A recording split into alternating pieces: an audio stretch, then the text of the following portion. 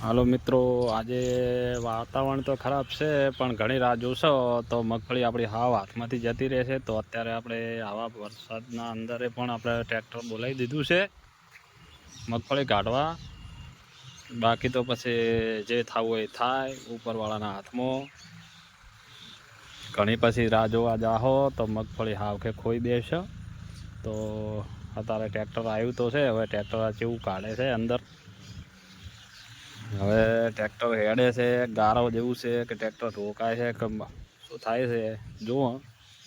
તો હેડો મિત્રો, તો વિડીયોમાં બન્યા રહો તો તમને બતાડો. હેડો ત્યાં જઈને જેવી નીકળે છે જેવી નથી નીકળતું, ડૂસા કાઢે છે કે નથી કાઢતું એ જુઓ.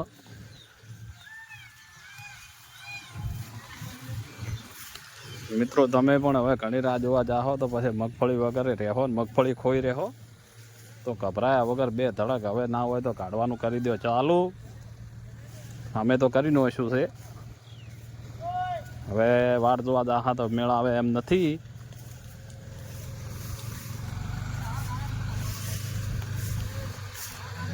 નતા હેડે ટ્રેક્ટર મોય હેડે છે નહીં હેડતું.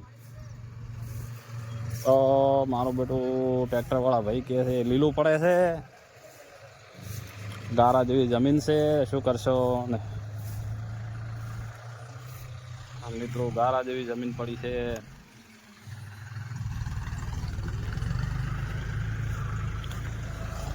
મિત્રો ગારા જેવું પડ્યું છે. હા હા, આમ ટ્રેક્ટર હેડે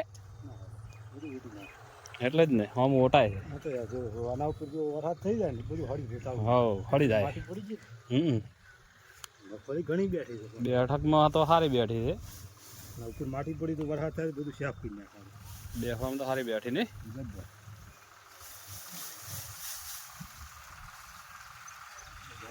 મિત્રો ટ્રેક્ટર હેડતું નથી, ટ્રેક્ટર જાય છે પાછું. તો એ જુઓ ચમચમ કાઢે છે. ટ્રેક્ટર હેડ્યું છે પાછું. આ મગફળી વાળો મિત્રો આવા ડૂસા ગોટા કાઢે છે તો આવું કાઢવાનો કોઈ મતલબ નહીં. ચીગર કરીને મશીન તો બોલાવ્યું પણ શું કોઈ કોમ ના આવ્યું. કાંઠા થઈને બોલાવ્યું થ્રુ.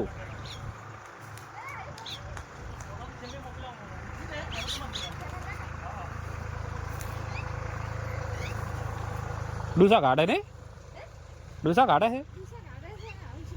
ગારો પડ્યો, ગારો પડે છે એટલે કોણ લીલું પડે.